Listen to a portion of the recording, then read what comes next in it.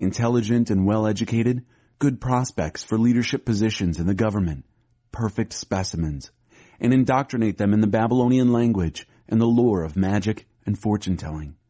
The king then ordered that they be served from the same menu as the royal table, the best food, the finest wine. After 3 years of training, they would be given positions in the king's court. 4 young men from Judah, Daniel, Hananiah, Mishael, and Azariah, were among those selected.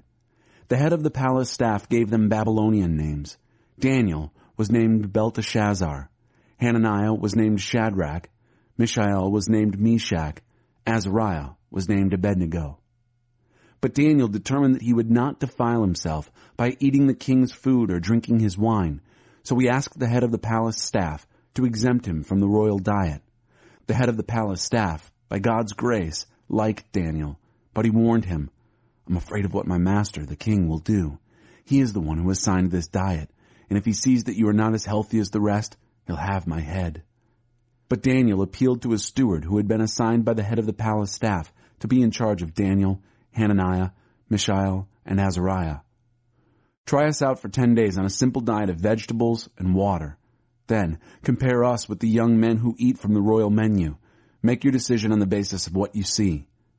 The steward agreed to do it and fed them vegetables and water for 10 days. At the end of the 10 days, they looked better and more robust than all the others who had been eating from the royal menu.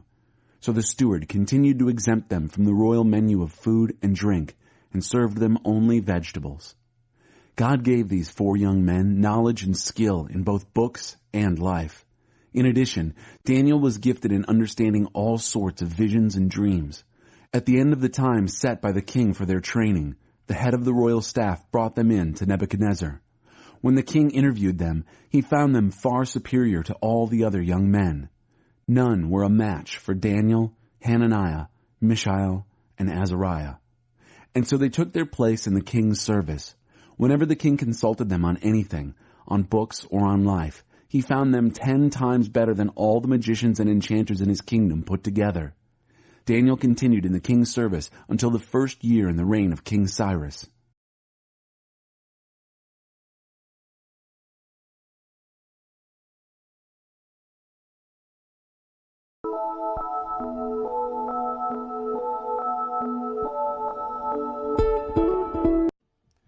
Watch this startlingly accurate prophecy about the assassination attempt against former President Donald Trump, recorded March 14th of this year. Is this cessationist about to have to eat some charismatic crow? We'll see. Welcome to the program, ladies and gentlemen. My name is Justin Peters. I hope that this finds you and your family doing well today. I want to thank you so much for joining me. That was Prophet Brandon Biggs, and Brandon has his own YouTube channel where he regales all of us with his prophetic words from the Lord. God talks to Brandon a lot, and we are going to return to Brandon and that specific prophecy because it is, quite honestly, it's pretty startling, is it not? Unlike most of the prophecies that we hear from these charismatic prophets are very general and stuff like that. That's like, wow, that's what's going on here. So we will return to him, but first I want to look at a couple of other prophets, and because there are some other prophets out there trying to get in on the Trump assassination attempt prophetic bandwagon, one of whom is Chris Reed. Let's take a look at him real quickly.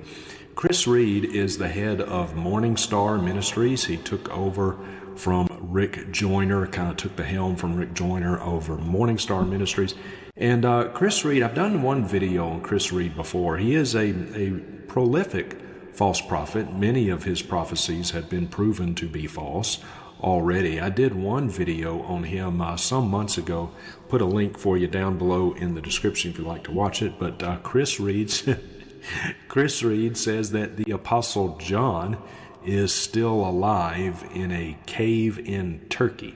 And so I did a video on that. Link down below if you would like to watch that. But watch this prophecy from Chris Reed. And this was, at least it was posted on March the 10th, 2024, just a few days before Brandon did his prophecy.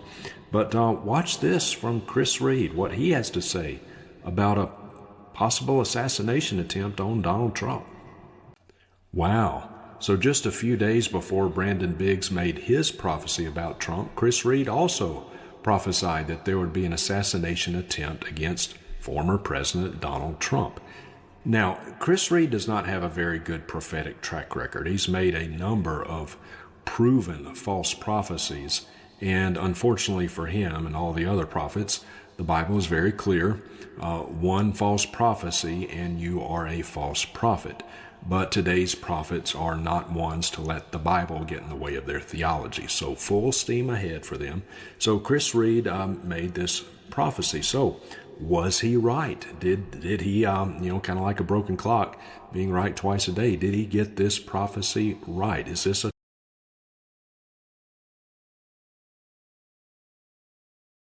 prosperity and unity? Right. Absolutely.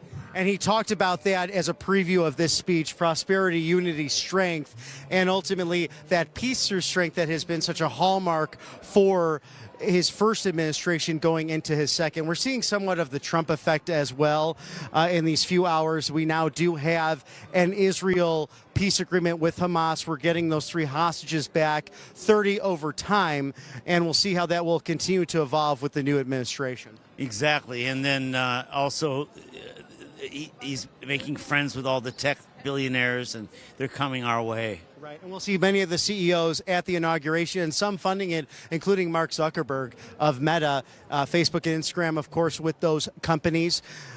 Seems to have changed his tune on free speech, but we'll see how that continues. Let's hope so. Absolutely. Well, sir, enjoy your time here. God bless you. Thanks for stopping by and saying hi. Hour. Looks like the inauguration is going to go off with a couple of big changes. There have been reports of some security issues that have driven all of the people for the inauguration into a different sort of security check. Now we have members of law enforcement, you have National Guards members, you have soldiers there on the ground. A lot of people are hiding in plain sight. You've got a lot of unmarked or undercover law enforcement officials that are going to be there.